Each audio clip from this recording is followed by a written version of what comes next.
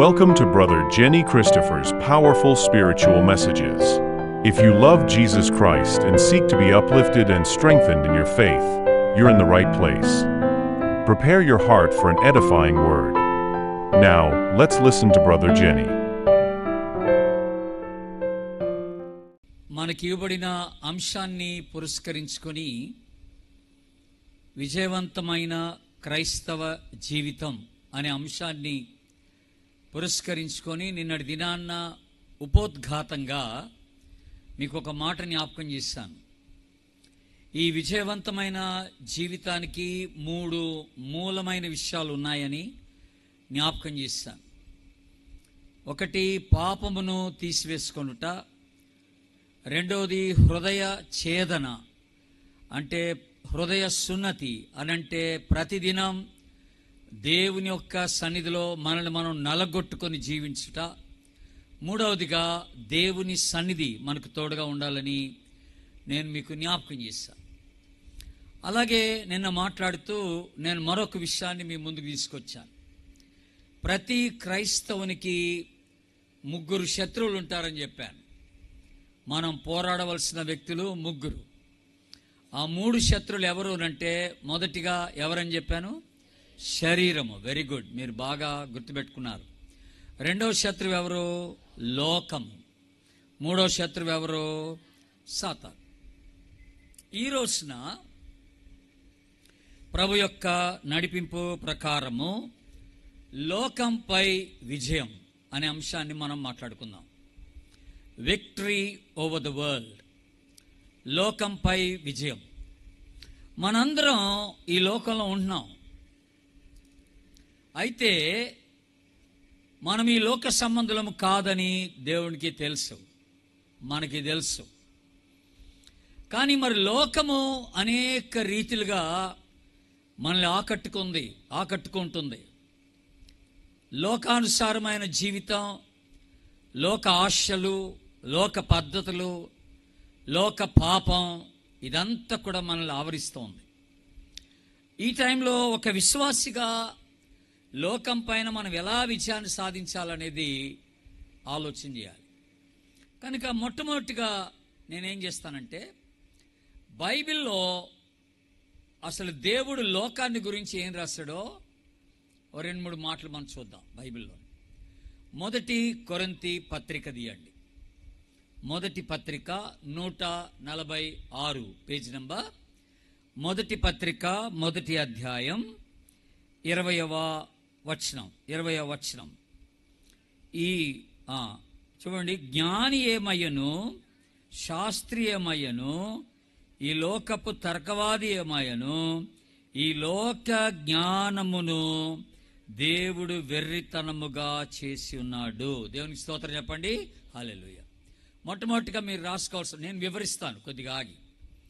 మొట్టమొదటిగా మీరు రాసుకోవాల్సిన మాట ఏంటంటే, లోక జ్ఞానము. అందరు చెప్పండి, మళ్ళీ చెప్పండి. Very good. లోక జ్ఞానం, ఇది మీరు మనసులో పెట్టుకోండి. కొరింథీ పత్రికలో ఉన్నారు కనుక 7వ అధ్యాయంకి రండి.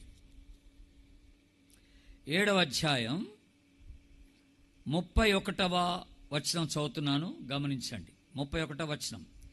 ఈ లోకము అనుభవించువారు అమితముగా అనుభవింపనట్టును ఉండవలెను, ఏలయనగా ఈ లోకపు నటన గతించుచున్నది. రెండవ మాట మీరు రాసుకోవాల్సిన మాట, లోకపు నటన. అందరనండి మాట, కొంచెం గట్టిగా చెప్పండి. రైట్. మొదటి మాట ఏమన్నాను? లోక జ్ఞానం. లోక జ్ఞానం. రెండవది లోకపు నటన. ఈ మాట మీరు జ్ఞాపకం చేసుకోవాలి. ఈ నటన అనే మాటకి సంబంధించి ఇంకొక మాట ఉంది బైబిల్లో. రోమా 12:2లో ఒక మాట ఉంది చూడండి, దానికి సంబంధించిన మాట అది కూడా. రోమా 12:2. ఈ లోక మర్యాద. అందరు చెప్పండి, ఏంటది? లోక మర్యాద. లోక నటన, లోక మర్యాద రెండొకటే. ఓకే, ఈ రెండు పక్క పక్కనే మీరు రాసుకోవాలి. లోక నటన, లోక మర్యాద అనే మాటలు. ఆ తర్వాత యాకోబు పత్రికకు రండి. ఇప్పుడు యాకోబు పత్రిక 4వ అధ్యాయానికి వద్దాం మనం. 212, పేజ్ నంబర్ 212, 4వ అధ్యాయం 4వ వచనం. వ్యభిచారిణులారా, ఈ లోక స్నేహము, అందరు చెప్పండి, లోక స్నేహం. మళ్ళీ చెప్పండి, లోక స్నేహం. ఫ్రెండ్షిప్ విత్ ద వరల్డ్ అనే మాట, లోక స్నేహం అనే మాట. ఇప్పుడు మనం ఎన్ని చూసాం? లోక జ్ఞానం ఒకటి చూసాం, లోక నటన, లోక మర్యాద రెండు ఒకటే. మూడోదిగా ఏం చూసాం? లోక స్నేహం అనే మాట చూసాం. తర్వాత 1 యోహాను పత్రికకు రండి దయచేసి. 1 యోహాను పత్రిక 2వ అధ్యాయం, పేజ్ నంబర్ 221, పేజ్ నంబర్ 221, 16వ వచనం. లోకములో ఉన్నదంతయు, అది రాసుకోవాలి మీరు. ఇప్పుడు ఏం రాసుకోవాలా? లోకములో ఉన్నదంతయు అనే మాట రాసుకోవాలి. లోకాన్ని గురించి దేవుడు మాట్లాడుతూ కొన్ని పదాలు ఉపయోగించాడు దేవుడు. వాటి అర్థాలేటు కూడా మనం తెలవాలి. అవి వివరిస్తాను ఈరోజు నేను మీకు. లోక జ్ఞానం, లోక నటన లేక లోక మర్యాద, ఆ తర్వాత లోక స్నేహం, ఆ తర్వాత లోకములో ఉన్నదంతా అని అన్నాడు. ఇది బాగానే ఉంది దేవుని బిడ్డ. ఇప్పుడు ఇంకొక మాట వీటిని వివరించడానికంటే ముందుగా మరో మాట మీకు గుర్తు చేయాలి. యోహాను సువార్తకు రండి, 14వ అధ్యాయంకి రండి. యోహాను సువార్త 14వ అధ్యాయం, 14వ అధ్యాయం 30వ వచనం చదువుతున్నాను, వినండి. ఇకను మీతో విస్తరించి మాట్లాడను, 30వ వచనం. ఈ లోకాధికారి వచ్చుచున్నాడు. ఎవరట? అందరు చెప్పాలి, లోకాధికారి అనండి. రైట్. ఈ లోకాధికారి అంటే ఎవరంటే లోకమునకు అధికారి సాతానుడు.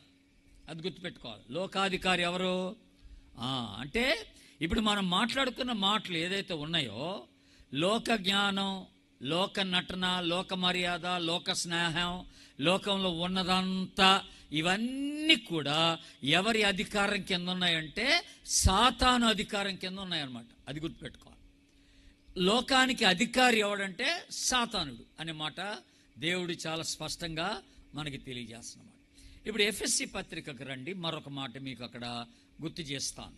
ఎఫ్ఎస్సి పత్రిక 2వ అధ్యాయానికి రండి.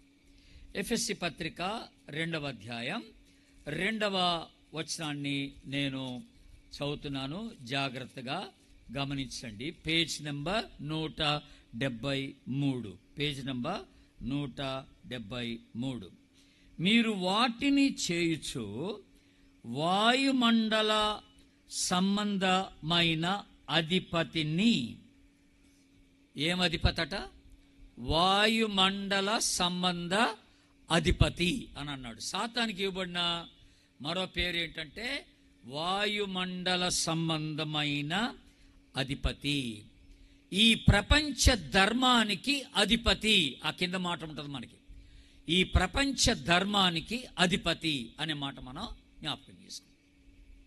సరే, ఇప్పుడు కొంచెం లోపలికి వెళ్ళిపోదాం మన ఈ అంశంలో.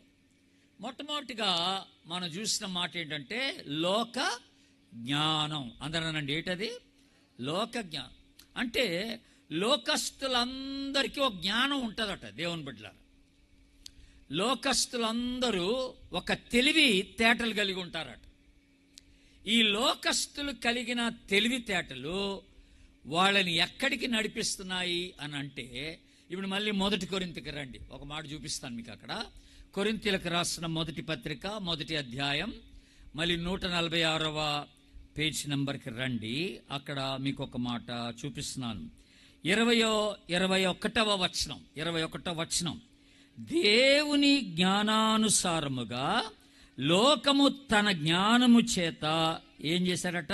దేవునిని ఎరుగకుండినందున. హలో వినండి, లోకమట తమ జ్ఞానాన్ని ఉపయోగించుకొని, అంటే లోకస్తులు తమ జ్ఞానాన్ని ఉపయోగించుకొని దేవుణ్ణి తెలుసుకోలేకపోయారట. మీకు అర్థమవుతుంది? ఇప్పుడు లోకస్తులు ఎన్నో తెలివితేటలు ఉపయోగించుకొని వాళ్ళు ఏటేటో పనులు చేస్తున్నారు, కానీ వాటి వల్ల వాళ్ళు దేవుణ్ణి తెలుసుకోలేకపోయారు. లోకస్తులు కలిగి ఉన్న జ్ఞానం ఎలాంటిది అని ఒకసారి మనం ఆలోచన చేస్తే అది వెర్రితనం అన్నాడు దేవుడు. లోక జ్ఞానం వెర్రితనం, లోకస్తులు వినియోగించుకునే తెలివితేటలు వెర్రితనం అన్నాడు దేవుడు. ఈ వెర్రి జ్ఞానమును బట్టి లోకము దేవుణ్ణి తెలుసుకోవట్లేదు అన్నాడు. ఇప్పుడు హైందవులు రామకోటి రాస్తారు. ఎన్నిసార్లు రాస్తారు? 1,000,000 సార్లు రాస్తారు. 1,000,000 సార్లు రాస్తే పరలోకానికి వెళ్ళిపోతారు అనుకుంటారు, స్వర్గానికి వెళ్ళిపోతారు అనుకుంటారు. ఇది ఏ జ్ఞానం? లోక జ్ఞానం. లోకస్తులు కలిగి ఉన్న జ్ఞానం ఏంటంటే మేము రామకోటి రాస్తే పరలోకానికి వెళ్ళిపోతాం. పాపం వాళ్ళ విశ్వాసం అది. మరికొంతమంది ఏమనుకుంటారంటే మేము మందిరానికి వెళ్ళి, దేవాలయానికి వెళ్ళి 1,000 కొబ్బరికాయలు కొడితే పరలోకానికి వెళ్ళిపోతాం అనుకుంటారు. ఇది వాళ్ళకి ఇచ్చిన జ్ఞానం, వాళ్ళకున్న జ్ఞానం ఇది, వాళ్ళ ఆలోచన ఇది. దేవుని బిడ్డలారా, మేము 1,000 కొబ్బరికాయలు కొడితే పరలోకానికి వెళ్ళిపోతాం అనుకుంటున్నాడు. చెప్పులు లేకుండా 40 రోజులు నడుస్తే పరలోకానికి వెళ్ళిపోతాం.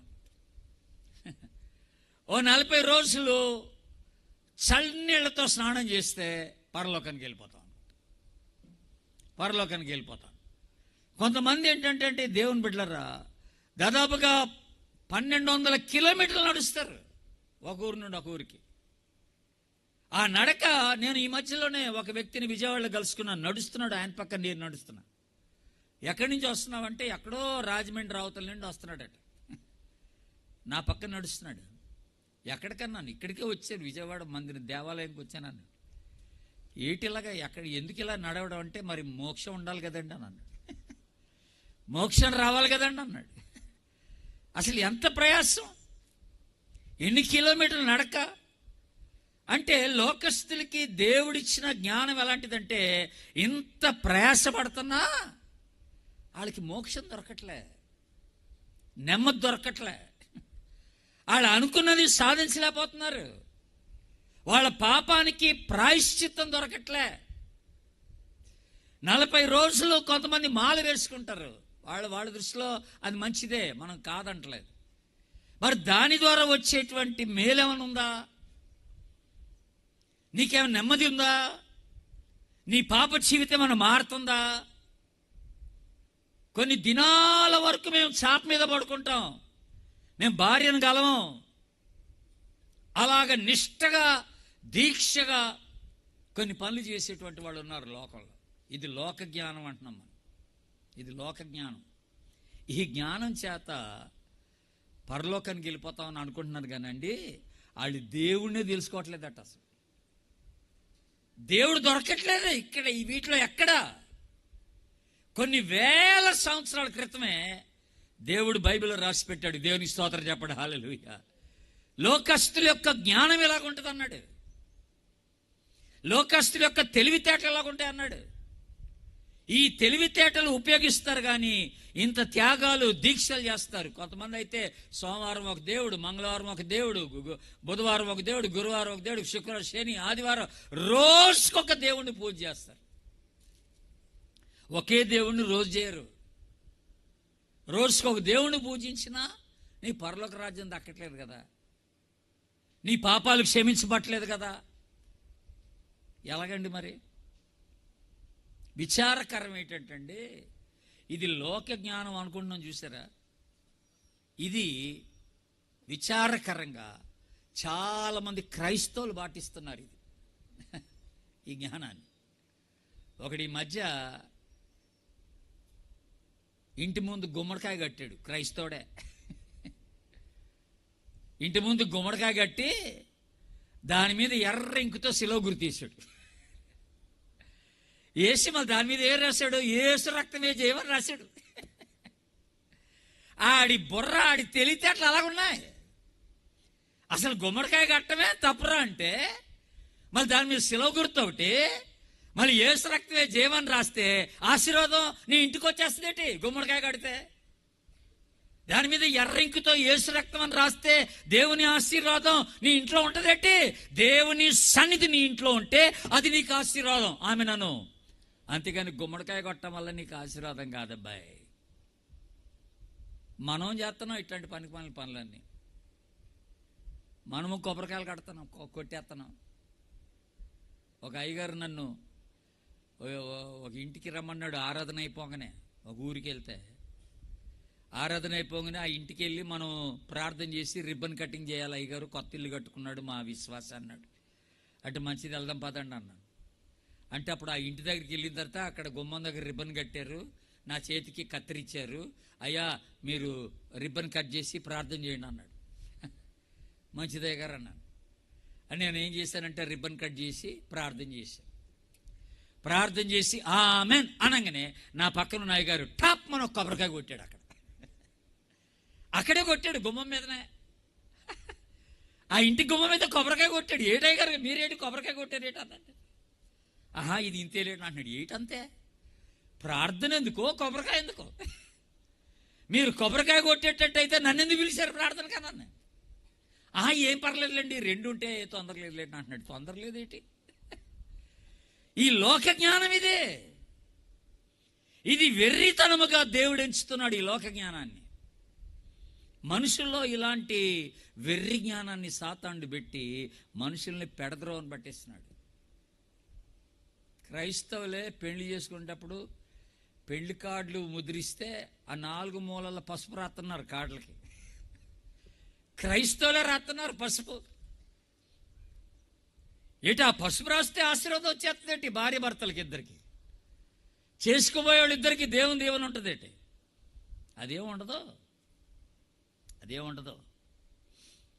ముస్లిమ్స్కి ఒక జ్ఞానం ఉంది. రోజుకి ఒక 5 సార్లు నమాజ్ చేయాలట వాళ్ళు. చేస్తే పరలోకానికి వెళ్తారు. రోజుకి 5 సార్లు ఎవడు చేస్తాడు? ఎవడు చేయడు. అలా చేసినోడే పరలోకానికి వెళ్తాడు.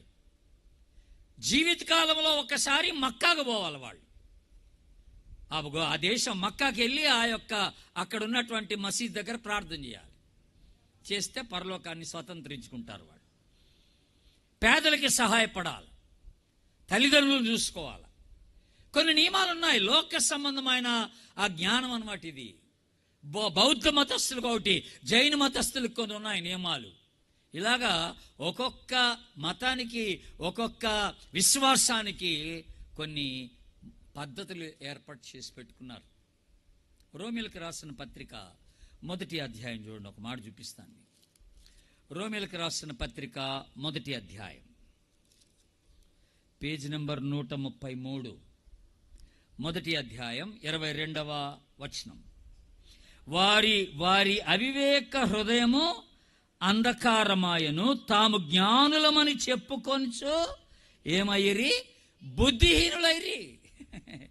లోక జ్ఞానము చేత లోకస్తులు బుద్ధిహీనులైపోయారు. They became fools. వాళ్ళకి ఏం మేలు దక్కలేదు, ఆధ్యాత్మికంగా ఏం మేలు జరగట్లేదు వాళ్ళకి. ఇది లోక సంబంధమైన జ్ఞానం అన్నాడు దేవుడు. రెండవది, మనం ఇందాక ఒక మాట చూస్తాం 7వ అధ్యాయం 1 కొరింథీ 31లో. అది ఏంటంటే లోక నటన. మీరు రాసుకున్నారనుకుంటా. లోక నటన లేక లోక మర్యాద 2 పదాలు రాసుకున్నారు అక్కడ. రోమా 12:2 కూడా రాసుకున్నారు మీరు కదా. ఈ లోక నటన గతించుచున్నది అన్నాడు, గుర్తుపెట్టుకోండి. లోక నటన గతించుచున్నది. లోక నటన అంటే ఏంటంటే అండి, ఫ్యాషన్లు అన్నమాట. లోకంలో కనపడే ఫ్యాషన్లు కొన్ని ఉంటాయి. లోకస్తులు అవలంబించుకునేటువంటి కొన్ని జీవిత విధానాలు కొన్ని ఉంటాయి అన్నమాట. వస్త్రాధారణ కొంత ఉంటుంది, జుట్టు పెంచుకోవడం ఒకటి ఉంటుంది.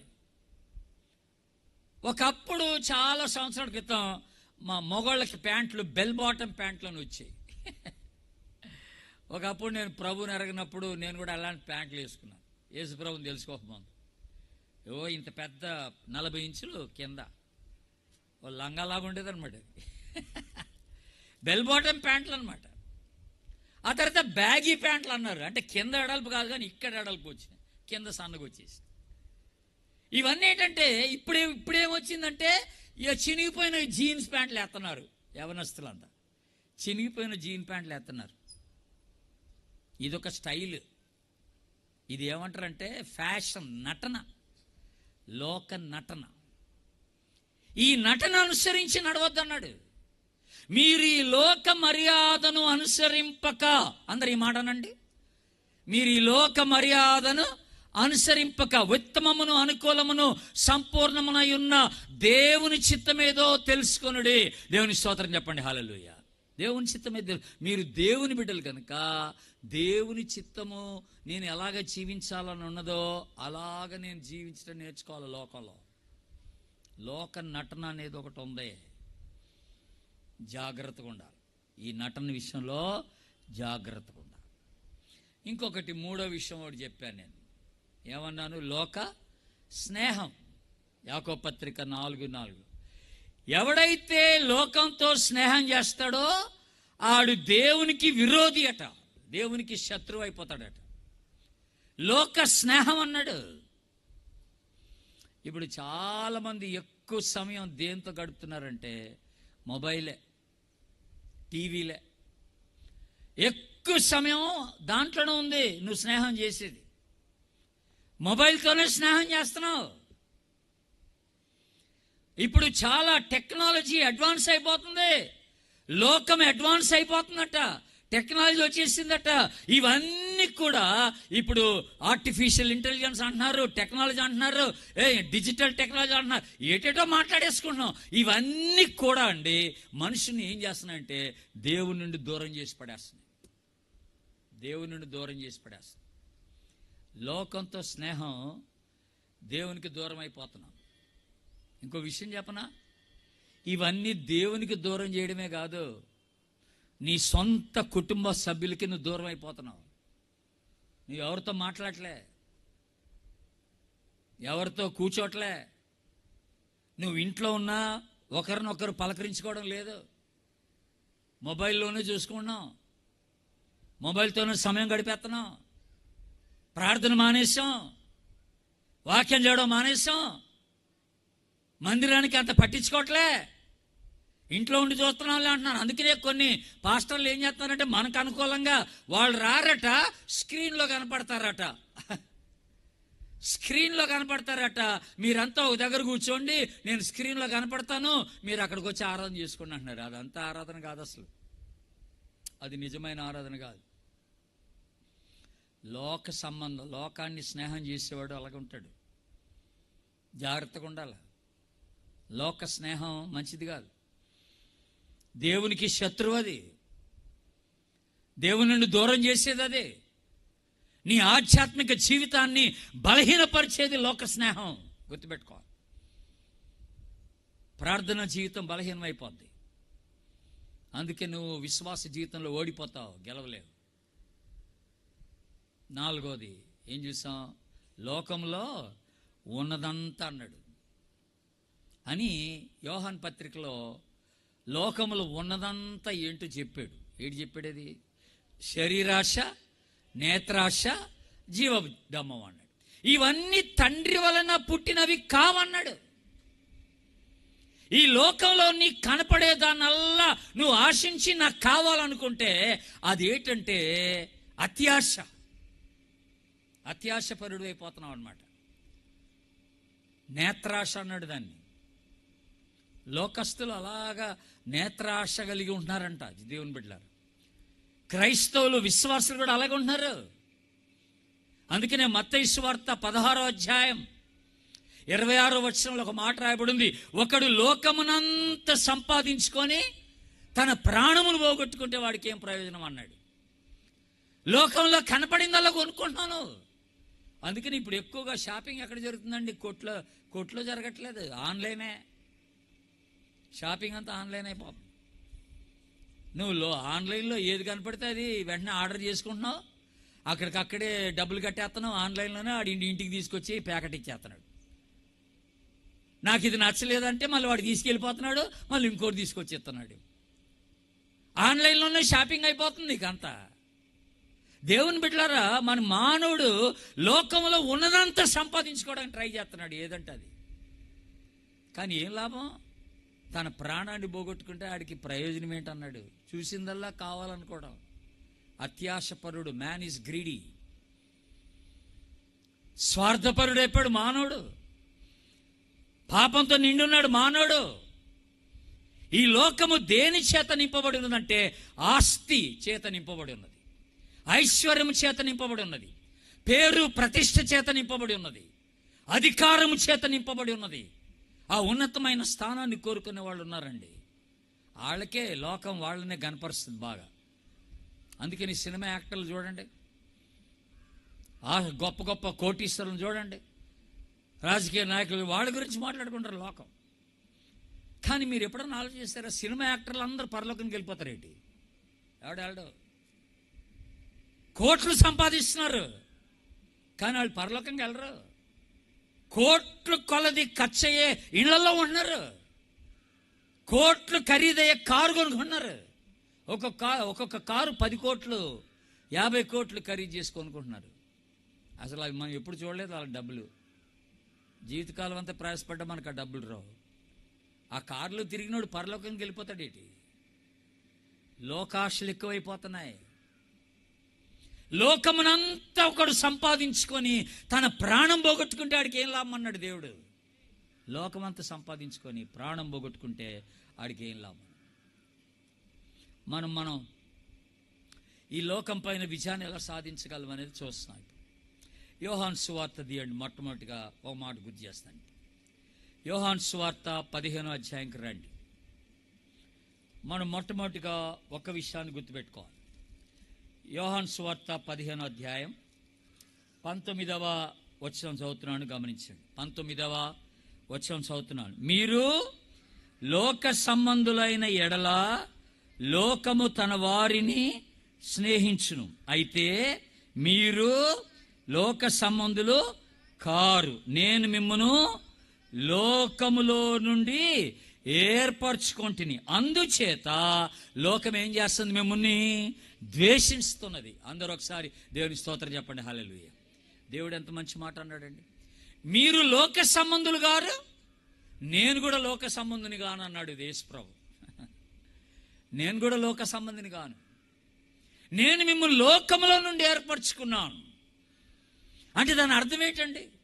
అర్థం ఏంటంటే మనం ఈ లోకములో ఉన్నాం, కానీ ఆ లోక జ్ఞానాన్ని అనుసరించాం, ఆ లోక నటని అనుసరించాం, లోక మర్యాదను అనుసరించాం, లోకములో ఉన్నదాన్ని అంతా మనం ప్రేమించాం. ఆమె నన్ను అందరూ ఒకసారి మనం దేవుని బిడ్డలుగా ఈ లోకంలో జీవిస్తామన్నమాట. లోకంలో ఉంటున్నాం, కానీ మనం లోక సంబంధులం కామన్నాడు. మీకు మాట చెప్పనా? పడవ సముద్రం మీద ఉన్నంత వరకు క్షేమమే. సముద్రం పడవలోకి వస్తేనే ప్రమాదం. పడవ సముద్రం మీద ఉన్నంత వరకు క్షేమమే, కానీ ఎప్పుడైతే సముద్రం పడవలోకి వచ్చేస్తుందో అప్పుడు ప్రమాదం.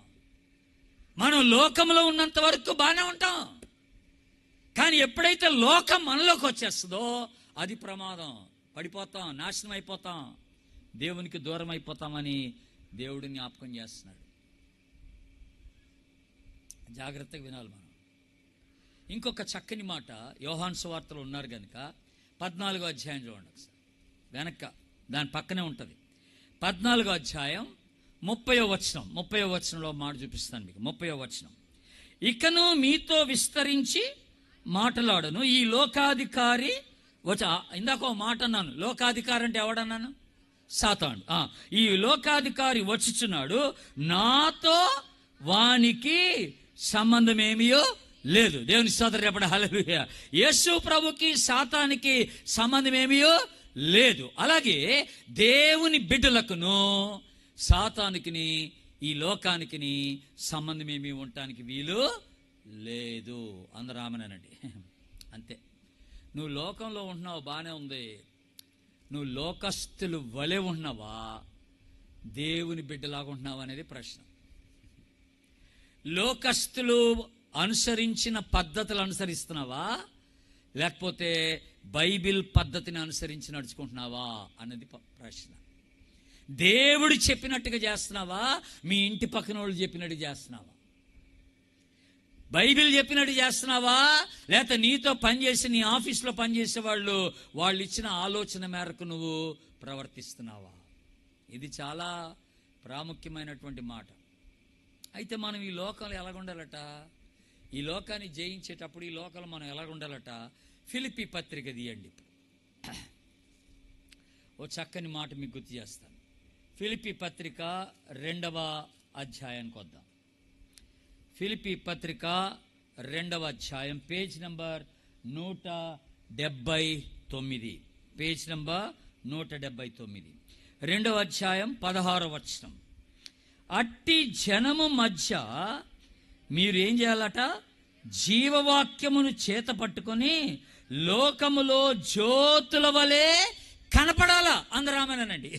ఈ లోకంలో ఎలా కనపడాలా? జ్యోతుల వలె కనపడాలి. ఈ లోకములో మనము మన చేత ఏముండాలట?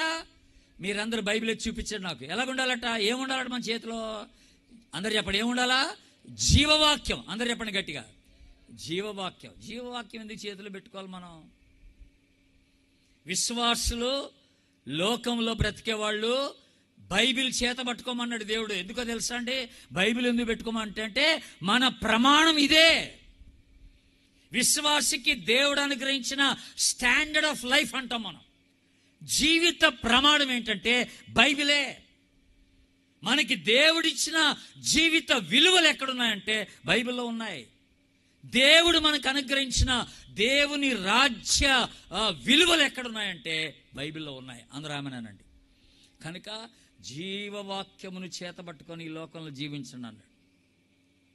జీవవాక్యం చేతబట్టుకోవడం అంటే, ఇదిగో నేను దేవుని యొక్క చిత్తాన్ని ఎరిగిన వాడను, దేవుని యొక్క నియమాలు పాటిస్తున్న వాడను, దేవుని యొక్క క్రమాన్ని అనుసరిస్తున్న వాడను, దేవుడు నాకు చెప్పిన విలువలు నేను పాటిస్తున్నానని లోకానికి నువ్వు తెలియజేస్తూ బైబిల్ చేతబట్టుకునే వ్యక్తిగా ఉండాలన్నాడు.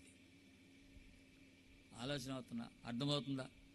అంటే బైబిల్ చేతిలో ఉండాలంటే అర్థం ఏంటంటే, నువ్వు పొలానికి వెళ్ళినా, మార్కెట్కి వెళ్ళినా, ఆఫీస్కి వెళ్ళినా బైబిల్ తీసుకుని వెళ్ళమని కాదు. బైబిల్ తీసుకెళ్తే తొందర ఏం లేదులే, కానీ బైబిల్ తీసుకుని వెళ్ళమంటాం కాదు అక్కడ. దాని అర్థం ఏంటంటే, జీవవాక్యాన్ని హృదయంలో కలిగి ఉండి ఆ జీవవాక్యపు విలువల్ని నువ్వు ఎక్కడికి వెళ్తే అక్కడికి తీసుకుని వెళ్ళాలి. అందరూ ఆమేనండి. ఆ వాక్యపు నియమాల్ని నువ్వు పాటిస్తున్న వ్యక్తివిగా ఎక్కడంటే అక్కడ ప్రభు కోసం జీవించాలి. లోకంలో నువ్వు లోకాన్ని జయించాలంటే వాక్యాన్ని కలిగి ఉండాలి, వాక్యాన్ని అనుసరించి జీవించాలి. దేవుని బిడ్డలారా, అందుకనే ఇక్కడ మంచి హెచ్చరిక మనకి ఇచ్చాడు. ఏమిచ్చాడు? 2వ అధ్యాయం, మళ్ళీ చూడండి, 2వ అధ్యాయం 14వ వచనం. ఏది? ఫిలిప్పీ పత్రిక 2:14. ఏమనుంది అక్కడ? మీరు మూర్ఖమైన వక్ర జనము మధ్య. ఆగండి, అందరు నా వైపు చూడండి ఒకసారి. ఏ జనం? లోకల్లో జనం ఎవరట? అందరు చెప్పాలి. వక్ర జనం అంటే ఏంటి? వంకర జనం. వక్ర జనం అంటే తిన్నగొండరు, ఆడు తిన్నగా మాట్లాడు, ఆడు తిన్నగా ఆలోచన చేయడు, ఆడి ఆలోచనలు వంకరగా ఉంటాయి, ఆడి బుద్ధి వంకర బుద్ధి. లోకస్తుల యొక్క బుద్ధి వంకర బుద్ధి. అలాంటి వంకర బుద్ధి కలిగి వంకరి ఆలోచనలు కలిగిన ప్రజల మధ్య దేవుడు నిన్ను తన బిడ్డగా, ఒక విశ్వాసిగా పెట్టాడు. దేవునికి స్తోత్రం చెప్పు, హల్లెలూయా. అక్కడ దేవుని వాక్య విలువలతో నువ్వు జీవించాలని దేవుడు కోరుకుంటున్నాడు. దేవుని వాక్య విలువలతో నువ్వు జీవించాలని దేవుడు కోరుకుంటున్నాడు. అందుకనే అక్కడ రాయబడిన మాట ఏంటంటే, ఈ వక్ర జనము మధ్య నువ్వు ఎలాగుండాలన్నాడు అక్కడ. దేవుని బిడ్డలారా, నిరపరాధులను, నిష్కలంకులను, అనింద్యులనైనా దేవుని కుమారుల వలె. ఆమె నన్ను అందరూ ఒకసారి, దేవుని కుమార్తెల వలె ఈ లోకస్తుల ముందు నువ్వు జీవించాలి. లోకం పైన విజయాన్ని సాధించాలంటే దేవుని వాక్య విలువలు కలిగిన వ్యక్తివై ఉండాలి. దేవుని రాజ్య విలువలు కలిగిన వ్యక్తివై ఉండాలి. ఈ రాజ్య విలువల్ని అనుసరిస్తున్న వ్యక్తివై ఉండాలి నువ్వు. చాలా ప్రాముఖ్యం. వెనక్కి రండి, ఇప్పుడు కొరింథీ పత్రిక 2వ పత్రికకు రండి. కొరింథీ పత్రిక 2వ పత్రిక 1వ అధ్యాయం 159, పేజ్ నంబర్ 159. ఈ లోకంలో మనం ఎలాగుండాలో చెప్తున్నాడు ఇక్కడ. 2 కొరింథీ 1:12 మా అతిశయమేదనగా లౌకిక జ్ఞానము అనుసరింపక. ఆగండి అందరూ, ఏ జ్ఞానం? లౌకిక జ్ఞానం అంటే ఏంటన్నాను? లోక జ్ఞానమే. ఫస్ట్ మనం చూసిన జ్ఞానం ఏంటి? లోక జ్ఞానం. లోకస్తులు అనుసరించే తెలివితేటలు. లోకము తన జ్ఞానము చేత ఎవరిని తెలుసుకోలేదట? దేవుని తెలుసుకోలేదన్నాడు. కనుక ఇప్పుడు పౌలు గారు ఏమన్నాడంటే, మీరు ఈ లోక జ్ఞానమును అనుసరింపక దేవుడు అనుగ్రహించు పరిశుద్ధాత్మతోనూ నిష్కాపట్యముతోనూ దేవుని కృపనే అనుసరించి లోకములో నడుచుకొంటిరి. చూసారా? లోకములో నడుచుకొంటిరి. లోకములో మనం ఎలాగ నడుచుకోవాలట? పరిశుద్ధతతో నడుచుకోవాలట. నిష్కాపట్యం అన్నాడు ఇక్కడ. నిష్కాపట్యం అన్నాడు అంటే కపటము లేకుండా జీవించటం అన్నమాట. నిష్కాపట్యం అంటే ఏంటి? కపటం లేకుండా ఉండడం. మనసులో ఒకటి ఉంటుంది, బయట ఒకటి చెప్తావు, అది కాదు. ముందు ఒక రీతికి కనపరుచుకుంటావు, వెనక ఇంకో రీతికి ఉంటావు, అది కాదు. కపటం లేని జీవితం అన్నమాట. పరిశుద్ధమైన జీవితం ఈ లోకంలో నువ్వు కలిగి ఉండాలంటాడు దేవుడు. లోకస్తుల జ్ఞానాన్ని అనుసరించి నువ్వు నడుచుకోబాక. ఒకప్పుడు అలాగే చేశావు, ఒకప్పుడు లోకస్తుల వలె ఉన్నావు, ఒకప్పుడు లోక పద్ధతిని అనుసరించావు. ఇప్పుడు దేవుడు నిన్ను లోకములో నుండి తన బిడ్డగా దేవుడు నిన్ను ఏర్పరచుకున్నాడు. దేవునికి స్తోత్రం చెప్పు. హల్లెలూయా. నువ్వు లోకస్తుల్లాగా ఉండొద్దు ఇప్పుడు అంటున్నాడు. తీతు పత్రిక తీయండి. తీతు పత్రిక 2వ అధ్యాయం, పేజ్ నంబర్ 198. Page number 198. తీతు 2వ అధ్యాయం 13 అనగా మహాదేవుడును మన రక్షకుడునైన యేసుక్రీస్తు మహిమ యొక్క ప్రత్యక్షత కొరకు ఎదురు చూచుచు ఈ లోకములో, అందరు చెప్పండి ఎక్కడా? అందరు గట్టి చెప్పండి ఎక్కడా? ఈ లోకములో మనం ఎలాగుండాలట? స్వస్థ బుద్ధితోనూ నీతితోనూ భక్తితోనూ బ్రతుకుచుండవలను. ఆమెనన్నాను అందరూ ఒకసారి. ఎలా బ్రతకాల? స్వస్థ బుద్ధి, నీతి, భక్తి. ఈ లోకంలో ఈ లోకంలో అలాగుండాలన్నాడు. విశ్వాసుల జీవిత విధానం వేరుగుంటుంది. విశ్వాసుల యొక్క ఆలోచన లోకంలో వేరుగుంటుంది. విశ్వాసులు అనుసరించే పద్ధతి వేరుంటుంది. విశ్వాసులు తీసుకునే నిర్ణయాలు వేరుంటాయి. విశ్వాసి మాట్లాడే పద్ధతి వేరుంటుంది. విశ్వాసి పెట్టుకునే సంబంధాలు వేరుంటాయి.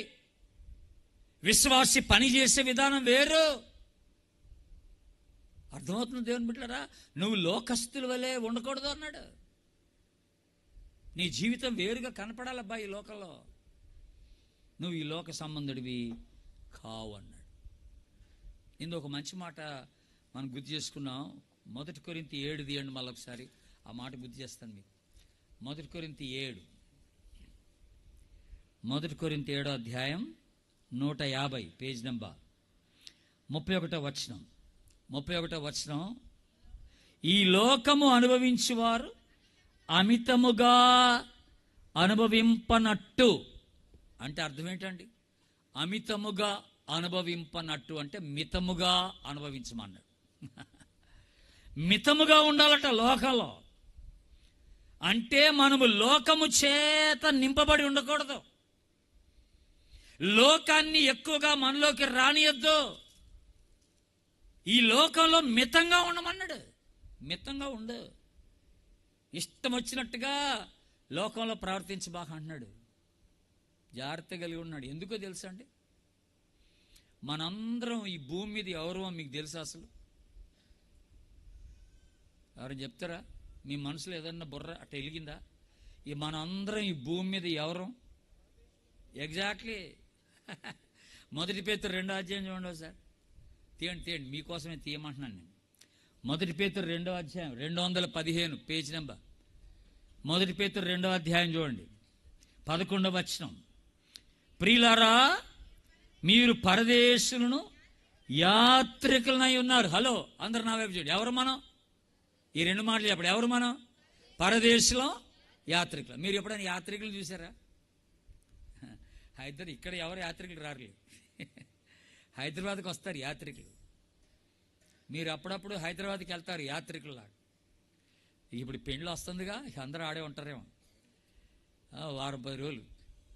ఇప్పుడు మీరు యాత్రికుల్లాగా హైదరాబాద్ వెళ్తే, విప్పర్ నుండి హైదరాబాద్ యాత్రికుల్లాగా వెళ్తే ఎందుకు వెళ్తారో తెలుసా? ఒక బస్సు వేసుకొని ఇక్కడండి హైదరాబాద్ చూసి రావడానికి. హైదరాబాదులో ఏమేమి చూడగలిగిన ప్రాంతాలు ఉన్నాయో, ప్రదేశాలు ఉన్నాయో అంత తిరిగి చుట్టూ తిరిగి చూసి వస్తారు. మనకు 4-5 రోజులు అక్కడ ఉండి, అప్పుడు మనల్ని ఏమంటారు? అక్కడికి వెళ్ళిన వాళ్ళని చెప్పండి, ఏమంటారు? యాత్రికులు అంటాం. మన స్థానికులం కాదు. అందరూ చెప్పండి, స్థానికులు కాదు. ఎవరు మనం? అందరు చెప్పండి, యాత్రికులు. యాత్రికులు, ఓ ప్రాంతానికి వెళ్ళిన యాత్రికులు ఎప్పటికీ అక్కడే ఉంటారా? తిరిగి వాళ్ళ ప్రాంతానికి వెళ్ళిపోతారా? చెప్పండి, అందరూ తిరిగి వెళ్ళిపోతారు. ఇప్పుడు మనం ఎక్కడి నుంచి ఈ భూమి మీదకి యాత్రికులుగా వచ్చాం? మన పౌరసత్వం పరలోకమందున్నదే. దేవుని స్తోత్రం చెప్పండి, హల్లెలూయా. మనము ఈ భూ సంబంధులం కాదు. మన పౌరసత్వం అక్కడ, మన ఆధార్ కార్డు అక్కడ ఉంది, మన ఓటర్ ఐడి అక్కడ ఉంది. పరలోకంలో మన పేర్లు లిఖించబడ్డాయి, క్రీస్తు రక్తంలో కడగబడ్డోడి పేర్లు. మనం ఇక్కడికి యాత్రికుల్లాగా వచ్చామన్నాడు. అంటే కొద్ది కాలం ఇక్కడ ఉండి వెళ్ళిపోతాం అన్నమాట. కొద్ది కాలం ఉండిపోయేటోడికి ఇక్కడ ఇల్లు ఎందుకు అసలు? కొద్ది కాలం ఉండిపోయేటోడికి ఆర్భాటం ఎందుకు? ఇక్కడ భూములు కొనుక్కోవడం ఎందుకు? గొడవ పడిపోవడం ఎందుకు? కోర్టుకి వెళ్ళటం ఎందుకు? ఈ తతంగం అంతా ఎందుకురా బాబు, ఈ తలనొప్పి అంతా? 4 రోజులు ఉండిపోయేటోడికి ఇదంతా ఎందుకు? ఇప్పుడు విప్పరోళ్ళు హైదరాబాద్ చూసి రావడానికి వెళ్తే ఆడు భూములు కొనుక్కుంటారు. ఏంటి మనకెందుకు వచ్చింది, ఇక్కడికి వస్తామో రామో అనుకుంటారు. మీరు మన ఊరిలో కొనుక్కుంటే మనకి మేలు అనుకుంటారు. నేను పరలోకం నుండి వచ్చాను ఇక్కడికి, నా పౌరసత్వం అక్కడ, దేవుడు నా కొరకు అక్కడ గొప్ప గొప్ప నివాసాలు ఏర్పాటు చేస్తున్నాడు. అందరూ హల్లెలూయా చెప్పండి. నాకు అక్కడ ఏర్పాటు ఇక్కడ ఎవరికైనా ఇల్లు లేకపోతే బాధపడబాకండి, దేవుడు ఆ గొప్ప ఇల్లు కడుతున్నాడు మీకోసం. నాకెందుకు ఇక్కడ ఇల్లు అనండి. కట్టుకునే స్తోమత లేదు, కానీ కొంచెం మనం టెక్కుగానే మాట్లాడాలి. నాకు ఇక్కడ ఇల్లు అక్కర్లేదన్న, దేవుడు నాకు పరలోకంలో ఇల్లు కడుతున్నాడు అన్నారు. ఆమెనానండి, దేవుడు నాకు పరలోకంలో ఇల్లు కడుతున్నాడు, నేను అక్కడికి వెళ్ళిపోతాను బాబోయ్, నేను చనిపోతే పరలోకానికి వెళ్ళిపోతాను రా బాబోయ్ అని అనుకోవాలి. మనం యాత్రికులు, పరదేశంలో ఇక్కడికి కొన్నాళ్ళు ఉండిపోవడానికి వచ్చాం. కొంతమంది 70 సంవత్సరాలు ఉంటారు, కొంతమంది 90 సంవత్సరాలు ఉంటారు, కొంతమంది 40 సంవత్సరాలకి కాలం ముగించుకొని వెళ్ళిపోతారు వెనక్కి. ఎన్ని సంవత్సరాలు ఇక్కడ ఉంటున్నావు అన్నది ప్రశ్న కాదు. ఈ లోకంలో ఉన్నప్పుడు నువ్వు ఎలా ఉంటున్నావు అన్నది ప్రశ్న. నువ్వు ఎలా జీవిస్తున్నావు, నీ మనసు ఎక్కడ పెడుతున్నావు. అందుకనే ప్రభువు మంచి మాట అన్నాడు పౌలు గారు. ఏమన్నాడంటే, మనము క్రీస్తుతో కూడా లేపబడిన వారమైతే పైనున్న వాటినే వెతకాల, భూ సంబంధమైన వాటి మీద మీరు మనసు పెట్టుకొనకూడదు అన్నాడు. భూ సంబంధమైన వాటి మీద ఆలోచన ఉండొద్దు అన్నాడు. లోకం పైన, లోకాన్ని గురించి ఎక్కువ చింతించబాక అన్నాడు. మీరు ఈ లోకమునకు వెలుగై ఉన్నారు. మనుష్యులు మీ సత్క్రియలను చూచి చెప్పండి, పరలోకమందున్న మీ తండ్రిని మహిమపరచునట్లు వారి ఎదుట మీ వెలుగు ప్రకాశింపనీయుడి.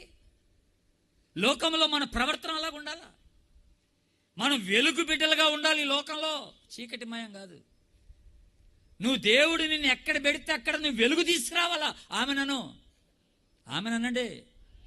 దేవుడు నిన్ను ఒక కాలేజీలో పెడితే, దేవుడు నిన్ను ఒక స్కూల్లో పెడితే, దేవుడు నిన్ను ఒక ఆఫీసులో పెడితే నీ ద్వారా అక్కడ వెలుగు రావాలా. ఆమెన్. నువ్వు క్రీస్తు అనే వెలుగుని కలిగి ఉన్నావు. క్రీస్తు అనే వెలుగుని కలిగి ఉన్నావు. మిల్నే అని ఒక మిషనరీ పేరు ఆయన ఈ నరమాంస భక్షకులు అంటే మనుషులను తినే మనుషుల దగ్గరికి వెళ్ళాడు. వాళ్ళ దగ్గర సేవ చేయడానికి వెళ్ళాడు. బహు అంధకారమైన ప్రాంతం అది. ఆయన దగ్గర 35 సంవత్సరాలు అక్కడ సేవ చేశాడు వాళ్ళ మధ్య. ఆయన పేరేంటంటే మిల్నే, అందరానండి, మిషనరీ గారు ఆయన. ఆ ప్రజల మధ్య 35 సంవత్సరాలు పనిచేశాడు. ఆయన గురించి చెప్పిన సాక్ష్యం ఏంటో తెలుసా అండి? ఆయన వచ్చినప్పుడట ఆ ప్రాంతానికి అసలు వెలుగు లేదట. వెలుగే లేదట. అంత చీకటిమయమే, అంధకారమే, పాపమే.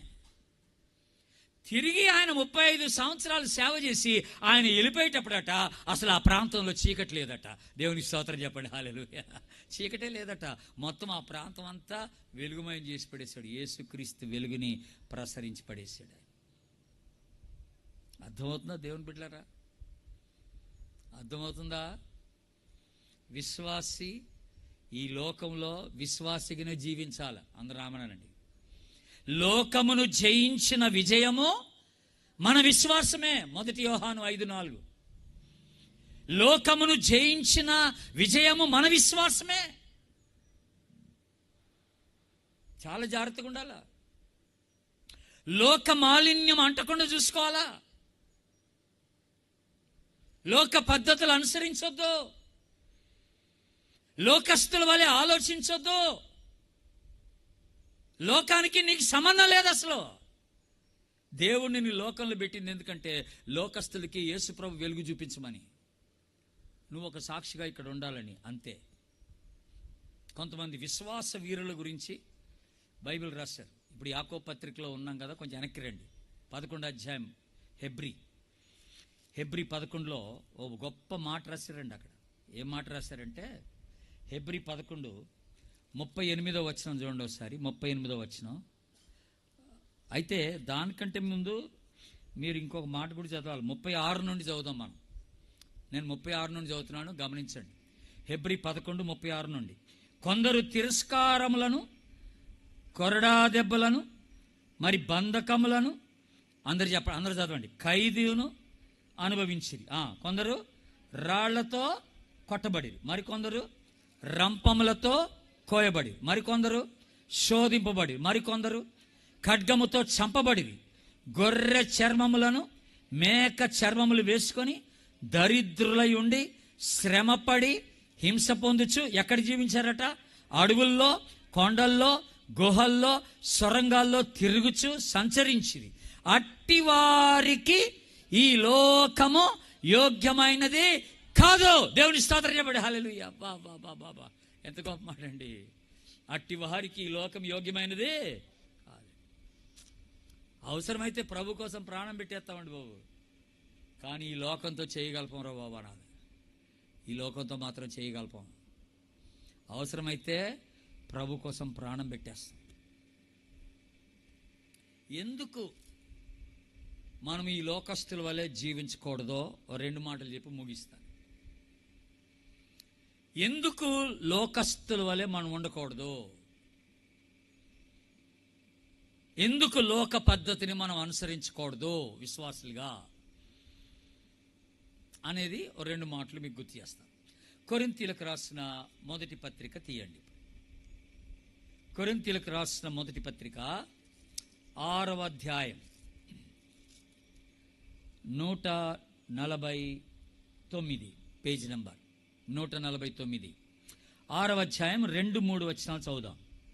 పరిశుద్ధులు లోకమునకు తీర్పు తీర్చుదురని మీరు ఎరుగరా? అబ్బా ఎంత గొప్ప మాట అండి.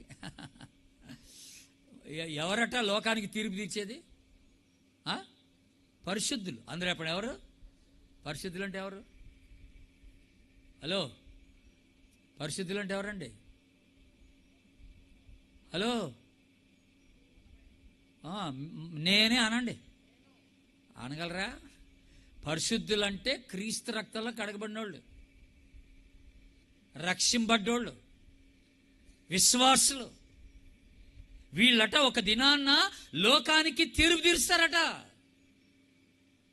దేవుడు అంటున్నాడు, దేవుడు తీర్పు తీరుస్తాడు లోకానికి.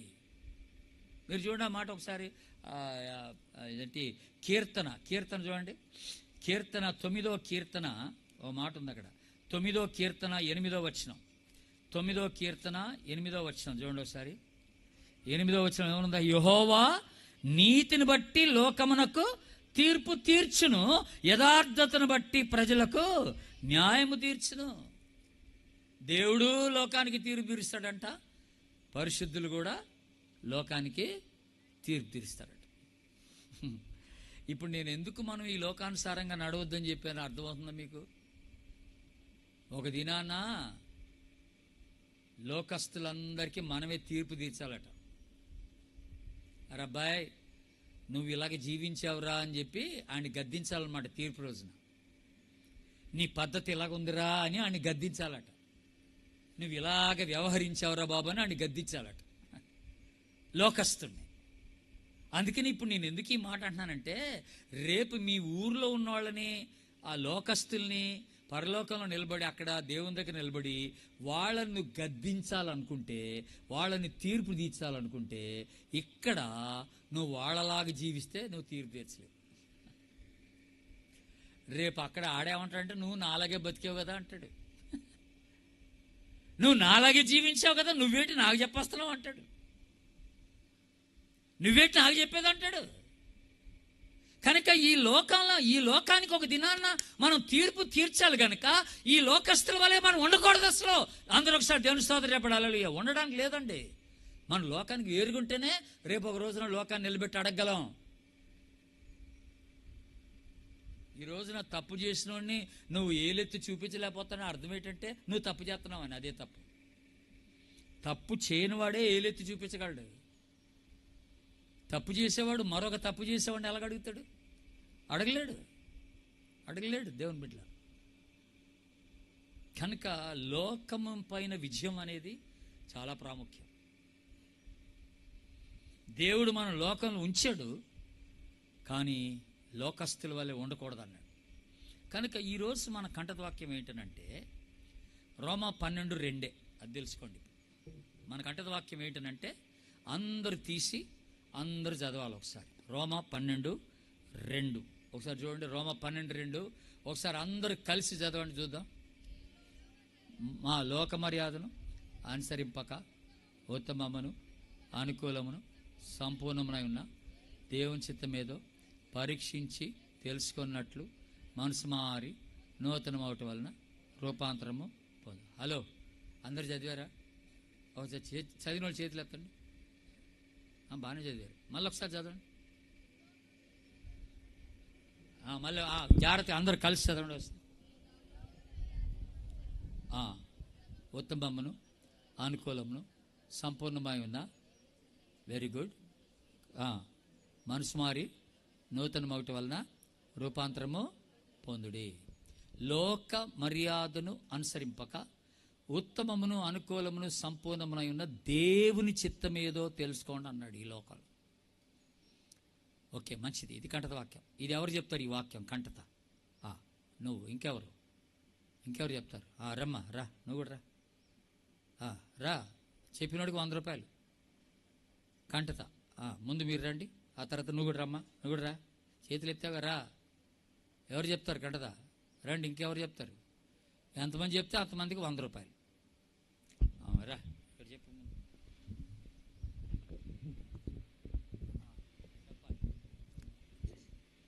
ఈ లోక మర్యాదను అనుసరింపక దేవుని చిత్తమేదో మరియు ఈ లోక మర్యాదను అనుసరింపగా ఉత్తమమును అనుకూలమును అయిన దేవుని చిత్తమేదో సంపూర్ణమునైన దేవుని చిత్తమేదో ఎరిగి ఉండినట్లు పరీక్షించి తెలుసుకున్నట్లు మీ మనసు మారి నూతన మగుట వలన రూపాంతరము పొందుడి.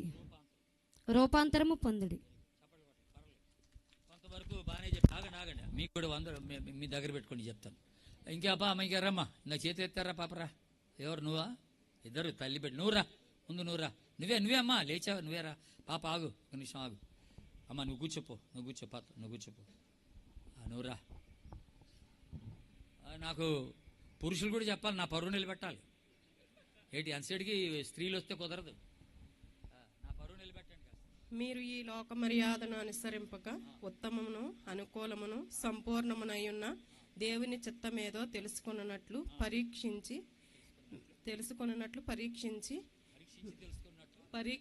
తెలుసుకున్నట్లు మీ మనస్సులను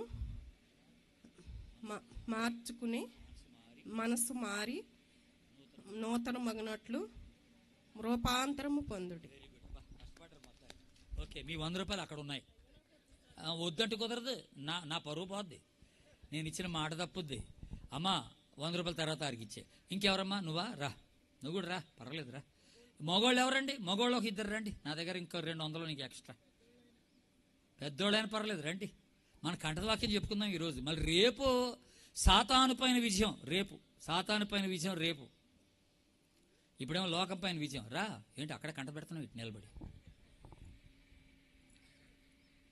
మా బాయ్స్ రెడీగా ఉండండి.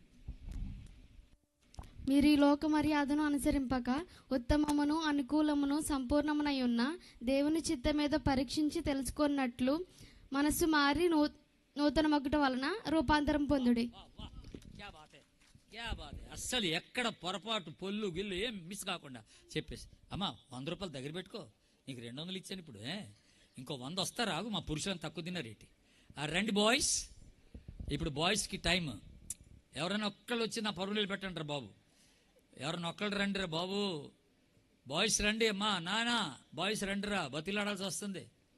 ఎక్కడ వెనకాల ఉన్న బాయ్స్ అయినా పర్లేదు, ముందున్న బాయ్స్ అయినా పర్లేదు. రండి బాబు, రండి నాన్న. 12-2. ఎవరా అది? పేరేంటి? బాబు రా రా, ఎవరు? రండి. ఎక్కడ? అయ్యగారు నిల్చున్న, అయ్యగారికి వచ్చే బాగాని పిలుస్తాను. బాయ్స్ రండి ఒకసారి. యవనస్తులు, నాకు యవనస్తులు కంటని చెప్తే ఇష్టం అండి బాబు. ఎవరు వస్తారు? బాయ్స్ ఎవరు వస్తారు? అది లేచి రండి రా బాబు, నా పరుది అండి, నా పరుది బాగండి. బాబు ఈట అసలు విప్పర్లో కంటవాక్యం చెప్పే బాయ్స్ లేరా? క్రిస్టఫర్ గారు కంటవాక్యం చెప్పే బాయ్స్ లేరా? సరే అయ్యగారు రండి, మీరు అయ్యగారు రండి, మీరు రండి. నిలబడ్డారు కదా పాపం, మళ్ళీ మిమ్మల్ని ఎందుకు నేను డిసప్పాయింట్ చేయాలి? రండి. ఇటు మళ్ళీ ఒకసారి చూసుకొని వచ్చారా? కాబట్టి సహోదరులారా, ఉత్తమమును దేవునికి అనుకూలమునైన సజీవ యాగముగా మీ శరీరములను సమర్పించుకొని. అది కాదు, రెండో వచనమే. మీరు ఈ లోక మర్యాదను అనుసరింపక సజీవ యాగముగా దేవుని చిత్తమును పరీక్షించుకొని తెలుసుకుని రూపాంతరము పొందినట్లుగా ఆయన చిత్తం ఏదో మొత్తం అధ్యాయంతో చెప్పగలను. మరోసారి చూసుకుంటారా? అదే వచ్చిన మరోసారి చూసుకోండి. రెండో వచ్చిన నాకు కావాలి. 12వ అధ్యాయం 2వ వచనం. ఎవరు చెప్తారు? ఇంకా బాయ్స్కి లాస్ట్ ఛాన్స్. ఇక ప్రార్థన చేస్తున్నాం, లాస్ట్ ఛాన్స్. ఎవరు వస్తారు ముందుకి? బాయ్స్ ఒకళ్ళు రండి, వెనుకున్న వాళ్ళు ఆయన పర్లేదు. అబ్బా నా పరువు నిలబెట్టారు బాబు, ఒకసారి చప్పట్లు కొట్టండి. ఆయన చెప్పినా చెప్పకపోయినా. ఏం పేరు? జయరాజ్. Very good. మీరు ఈ లోక మర్యాదను అనుసరింపక ఉత్తమమును అనుకూలమును సంపూర్ణమైన పరిశీలించి తెలుసుకున్నట్లు మీరు మనసు మారి నూతన పరచబడిన రూపాంతరం పొందుడి. మొత్తం మీద అటు ఇటు చెప్పేసావు. దేవుని స్తోత్రం. హల్లెలూయా. పాప అగో బాబు, ఆ పాప దగ్గర 100 రూపాయలు తీసుకో తర్వాత. Very good, God bless you. చాలా సంతోషం. మనం లోకం పైన ఎలాగ విజయాన్ని సాధించాలో ఈ రోజున కొన్ని విషయాలు దేవుని వాక్యంలో నుండి మనం చూసాం. దేవుని బిడ్డలారా, కనుక ప్రార్థన చేసుకుందాం. మనం తలలు వంచుదాం, కళ్ళు మూసుకుందాం, ప్రార్థన చేసుకుందాం. మరి ఈ లోకంలో మనం ఎలా ఉంటున్నాం? దేవుని బిడ్డలాగా ఉంటున్నామా? విశ్వాసులుగా ఉంటున్నామా? వెలుగు బిడ్డలుగా ఉంటున్నామా? యాత్రికులుగా ఉండగలుగుతున్నామా? లేకపోతే లోకంతో కలిసిపోతున్నామా? లోకాశలకి లొంగిపోతున్నామా? లోకస్తులకి మనకి తేడా లేకుండా ఉంటుంది. అసలు జీవవాక్యమును చేతబట్టుకొని ఈ లోకంలో ఉండమన్నాడు ప్రభు. వాక్యపు విలువ, వాక్యపు ప్రమాణాలు, దేవుని రాజ్య విలువలు కలిగిన జీవితాన్ని జీవించమని ప్రభు జ్ఞాపకం చేస్తున్నాడు. దేవుని సహాయాన్ని కోరుకుందాం. Hi, thanks for watching. I hope you were blessed by the sermon. If this message touched your heart, please share your thoughts in the comments and don't forget to subscribe. Tune in every Sunday at 7 p.m. on my channel. In Christ, your brother Jenny.